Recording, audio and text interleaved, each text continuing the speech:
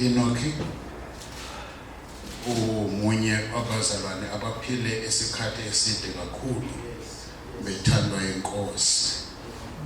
Lapho chapter 11 ke kwincwadi kaMahebheru incwadi lekhulunywa khona ngamaqhawe enkosi. Amaqhawe enkosi chapter 11 verse 4 verse 5 wakhona uthi ngokukholwa uEnok wathathwa ukuze angaboni ukufa akabe esafunyanwa ngokuba uNkulunkulu wayemthabathile ngokuba engathathwa ufakazelo ukuthi wayethokozisa uNkulunkulu. Ngobonkosi kule ncwadi wathandekayo eMahebrews chapter 11 incwadi echaza khona amaqhawe enkomo, heroes ekhunya ngawo la of God. Lana kuba amadoda awu 8 abantu abo 16 ababalala njengamaqhawe enkosi. Ubalo Abel, ubalo Enoch, ubalo Noah, ubalo Abraham, ubalo Isaac, ubalo Jacob, ubalo Joseph, ubalo Moses, ubalo Gideon, ubalo Barak, ubalo Samson, uJephthah, David kanye noSamuel. Bezovela besifazana ababili ekusara kanye noRahab. Those were the heroes ezanqoba indlela yokukholwa bakuNkulunkulu. But today sibekwe yedwa nje kulomzuzu esele ewu10 even number 5 ogama lakhe lingu Enoch. Ukuthi Enoch is being identified as a man eyahamba noNkulunkulu. Amen. Ekhambeni kwaNkulunkulu yamthanda uNkulunkulu wabona ukuthi le ndoda ngaphezulu amadoda onke iyamthanda inkhonzini. Mayibonge inkosi. Then khona ama benefits ayi2 uNkulunkulu anikeza kuEnoch. Isizathu sokuthi Enoch decided to walk with God. Mayibonge inkosi. Bazalwane bami ngisathi ukukhona bokheso do a lot of things, but I was sitting down in between. In between, sometimes we feel joy and happiness. Sometimes we feel the emotional aspect of injabulo esibiza ukuthi no. Le injabulo lena icishile izinyembezi. Ukuthi enkosi yithi lapho senzele umuso ngaka na. Bese bancenyane sawubani usenzele umuso ngaka na. Webathandekayo lamadoda akhona la endlini awekho ama visitors. I think it was God's purpose Talega bangabehlo bangabikho ama visitors. As you said very well, wenza welcome with si right bazalana too ukuthi sinvite abafikanga si right, but God wanted ukuthi leli bandla lizomqhakambisa yena uNkulunkulu ngalamadoda. Webazalana amadoda esawagijimisa, they run like bazalwane sekwenza ukuthi bagijima bashone khona, bazalwane ukuthi bagijima bashone khona, bavele kwamathezolo lapho babili caleka noZulu. Lonke mvuse ebusuku vele kwangena edoda okuphatha uhlelo abuza ngambuza waxhoma zithathu ngabulele kwezwa liwasi bengekho the whole night isimene beyekuseni lo ohlezi la ekhaya nje ngihle ngimgijimisa nje noma kunini umvuzo noma kunini lo ngimfonele last time ngithi hamba ushimele iBhuru bashoda wathi thank you baba ngiyakhona. So isinamadoda bazala ekhaya ngabuza umbuzo ngowathuma. That is why uNkulunkulu ethi akuze wona wodwa namhlanje uzenzo wabonga kahle kwaqhube namuntu. Amen. Because these men bazalwane to me they're just like Enoch, they walk with God. Hallelujah.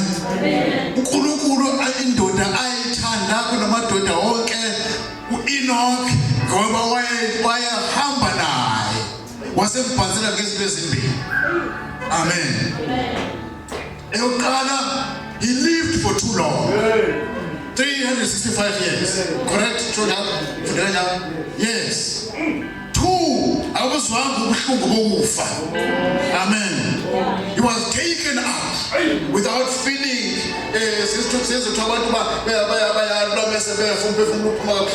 but he did not feel that thing. Because the Bible, he walked with God. Sometimes when we're coming to praise this man, praise God, not you, Bazala. But at the same time, we thank you, Bazala, ladies of this house. Amen. Ladies of this house, we're very proud of you. This thing is the levels of Ogonozu, but we're so proud of you. But to Kulukulu, Enoch in mind, and these men that are they're just doing their like Enoch. Like all course. I'm going to close very soon. But I want to say, Bazarane, kuya hanjwa no Kulukulu like Enoch. If you decide to do it, it's doable. But if you decide to do it, it is doable to work with God. And work with God. I'm now closing, Amen. Genesis 17, it's funny now.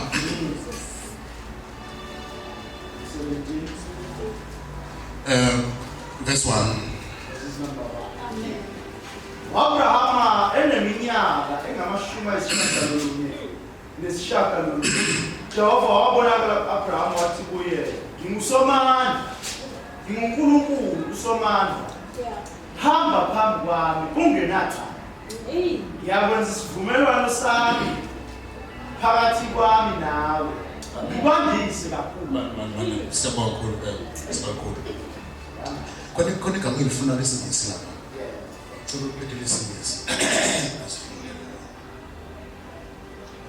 When Abraham was 99 years old, the Lord appeared to Abraham and said to him, I am Almighty God. Walk before me and be blameless.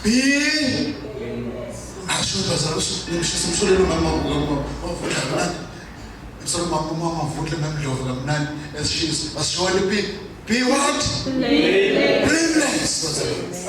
Amen.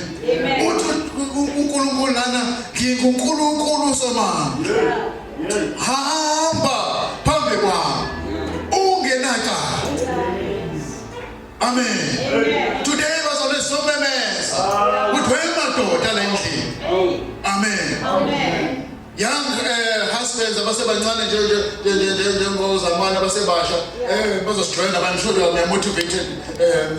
You're motivated because now. Amen. Walk. Amen. Hallelujah. Amen. Because this man, Abraham, 19 years, that's his card. uNkulunkulu wayidonsa ngendlela wathi ngosomandla uNkulunkulu wakho hamba phambi kwami ungenacala. Amen. Maningi amacala bakwethu. Khona amacala esiwenza singaboni. Sithuwe ngene bona amacala unaware. Amen. Khona amacala esiwaphoqa abantu siwenze. Amen. Khona amacala ophuphuthekayo umthukuzo ungene kulona ungazi ungene kanjani. Bese khona amacala esiwaplanayo. Usathatha kusengeze ngendlela ukuthi you sit down. Sometimes you caucus nabanye plan icala. But no matter what kind of a sin, but uNkulunkulu namhlanje uzothi like this man called Enoch eyahamba ingenacala. No Abraham namhlanje uyayala ukuthi at your age of 99 years hamba ungenacala. I'm closing bazalwane nginathi madoda. Today God is asking us ukuthi sihambe singenacala phambi kwakhe. Let's walk being blameless in front of him no matter what. Noma izinto ziguquka izimo zingavumi but let us walk being blameless. Amen. Amen.